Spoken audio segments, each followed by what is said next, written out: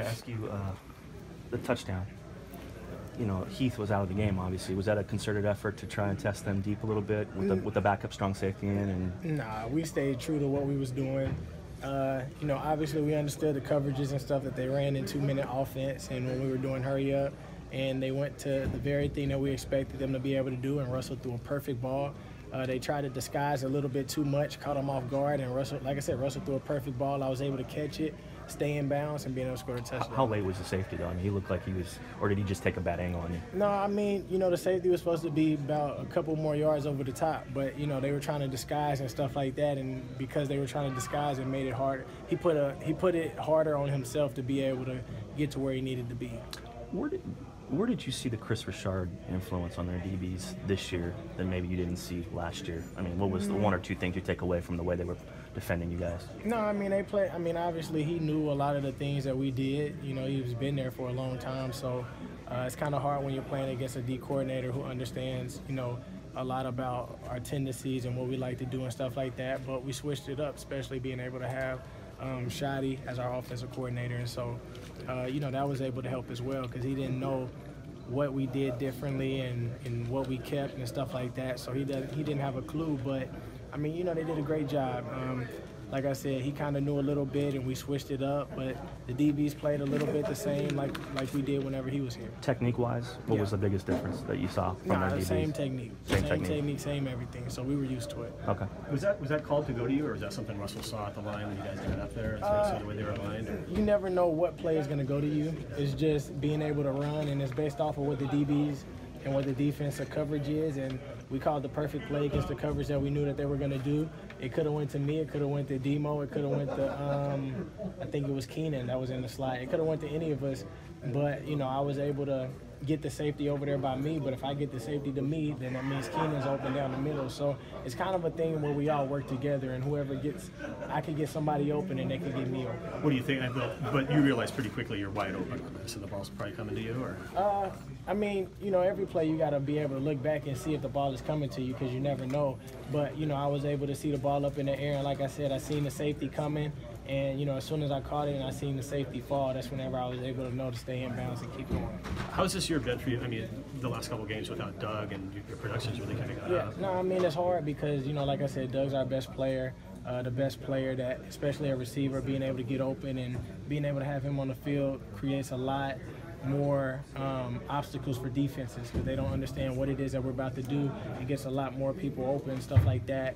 We could be able to use them as, you know, however we please. We can use them as a decoy, we can use them and try to throw the ball to them. So I mean, it's hard, but you know, the thing without having them is a lot of us, we have to be able to step up, and we have to be able to put a lot more things on us and be able to take the blame for things even though it might have not been our faults. And so that's something that we started really being able to do, especially this week, and being able to just do whatever we can to help Russ out. There aren't any points on the board until the second quarter, but that first drive, even though it ended in a punt, what could you guys tell about the offense in that first drive? No, I mean, I think we did a great job moving the ball down the field. You know, the biggest thing is you don't want to go 3 and out. And the defense did a great job being able to stop Dallas, and we wanted to be able to at least drive the ball down the field. You know, you at least want to get 2 or 3 first downs if you're not able to create any points on the board. And so I think we did a great job with that, being able to execute the run game. I think we ran about 32 times, maybe even more than that. But that was going to be our focus, was to run the ball, and being able to do that allowed us to be able to get things downfield. The first touchdown that was scored by Jerron, it was a Chris Carson run, and then it was a hurry-up play to get to that touchdown. Why did that timing help and work? I think it helped because that was something that we always practiced, was being able to work on a lot of the attack stuff because we seen how successful we were whenever we were doing it. We just wanted to be able to see how well we could be at it.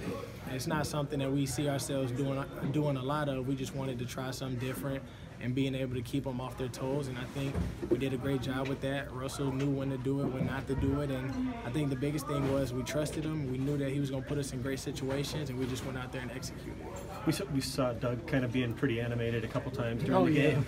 Was he talking to you guys, or? Oh yeah, I mean, he talks to us in every single play, every single drive, every possession. He's able to talk to us and be our biggest cheerleader, whatever it is that we need, support.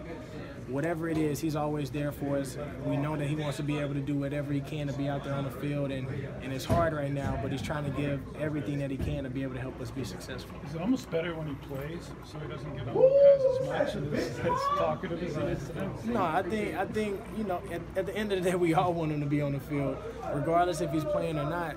Being able to have his existence and being able to have him right there near us allows us to have that type of confidence and that type of that drive and hunger, because we still have it, because we know that he has it, and he's still our leader, and he's there emotionally, and he's there to be able to help us with the mental parts of still being able to get open, because he can still tell us what he's seeing, and it's more easy for him to tell us what he's seeing now because he's watching.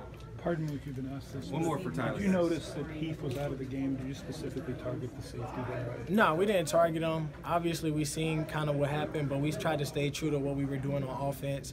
And it was just one of the times we just called the play, and it happened to be a perfect play based off of the coverages that they did.